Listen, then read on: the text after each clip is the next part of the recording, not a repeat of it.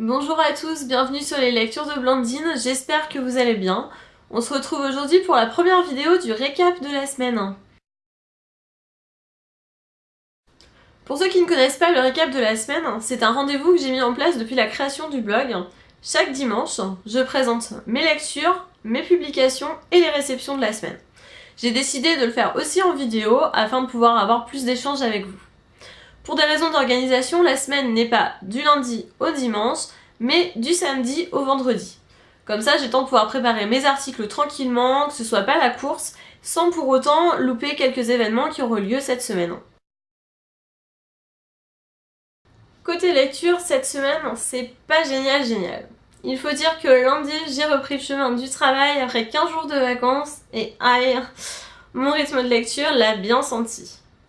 Mais bon, de façon générale, j'ai passé d'agréables moments en compagnie de mes lectures, donc c'est le principal. Vendredi dernier, je vous quittais dans le récap de la semaine en compagnie du premier tome de la saga Le Joyau de Amy Ewing, publié aux éditions Robert Laffont. Ce livre n'est pas à moi, c'est une amie qui me l'a prêté. Elle a vraiment bien fait. Ce premier tome est super sympa à lire. Violette est une héroïne très appréciable. Franchement, je crois que je l'ai jamais détesté. Ce qui est assez rare dans les dystopies pour adolescents. Donc là, chapeau à l'auteur.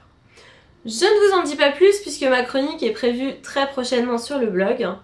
Une chose est sûre, c'est que je suis bien contente qu'elle m'ait prêté les 2 premiers tomes parce que vu la fin, oulala, je m'y attendais pas du tout, j'ai vraiment hâte de lire la suite.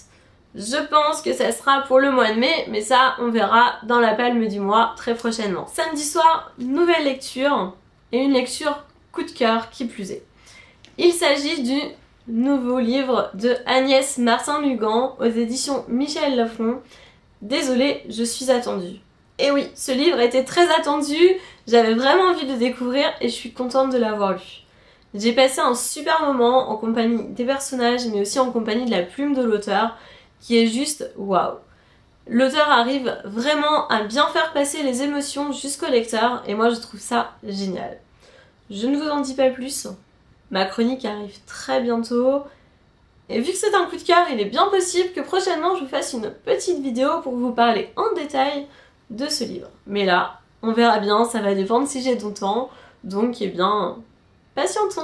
Dimanche, pas de nouvelle lecture, vous vous en doutez, mais par contre, c'était ma dernière journée pour le RAT, édition printemps organisée par Chronique Littéraire. Je m'étais fixé pour objectif 1000 pages pendant la semaine et lire au moins un thriller. J'ai réussi une seule partie de mon challenge, j'ai lu un thriller. Et oui, mais j'ai pas réussi à lire les 1000 pages, malheureusement. Je me suis arrêtée à 940 pages. Oui, il me manquait que 60 pages. Mais dimanche soir, il fallait aller se coucher pas trop tard pour pouvoir reprendre le travail le lendemain. Donc, eh bien, tant pis. Moins 60 pages, pardon, que dis-je. J'espère que je ferai mieux lors du prochain rendez-vous du RAT. Mardi matin, nouvelle lecture. C'est un e-book. Je ne peux donc pas vous le présenter puisqu'il se cache à l'intérieur de ma liseuse. Mais je vais quand même vous en donner le titre. Il s'agit de Alice de l'autre côté du miroir de Carol Lewis. Donc j'ai téléchargé l'e-book chez la maison d'édition e-books libre et gratuit. Il s'agit de la suite d'Alice au pays des merveilles. Alors suite, oui et non, puisque vous pouvez les lire totalement indépendamment. Ce livre, ça a été une vraie catastrophe, puisque je ne l'ai terminé que vendredi en fin d'après-midi.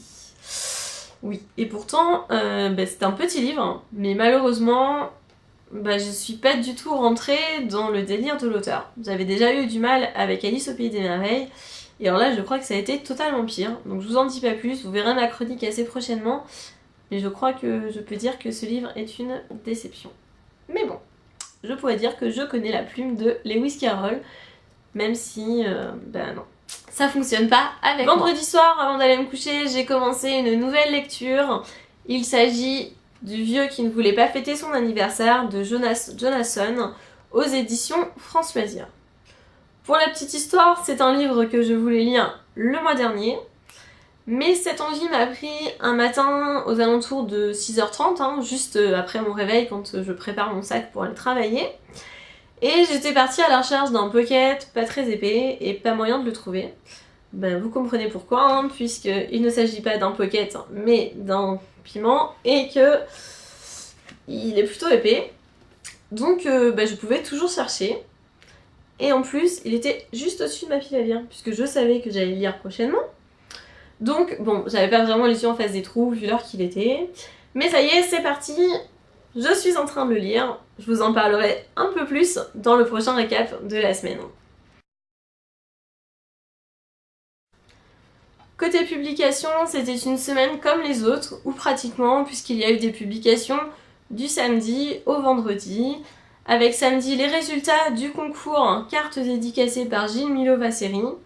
3 gagnantes. Les lots sont déjà partis. Désolée pour celles et ceux qui ont loupé le concours, mais promis, je pense vous faire un prochain concours très rapidement. Ne soyez pas déçus. Dimanche, c'était bien évidemment le récap de la semaine, avec tout ce qui s'était passé la semaine dernière. Lundi, première chronique de la semaine avec Ne dis rien de Cathy Glass aux éditions France Loisirs.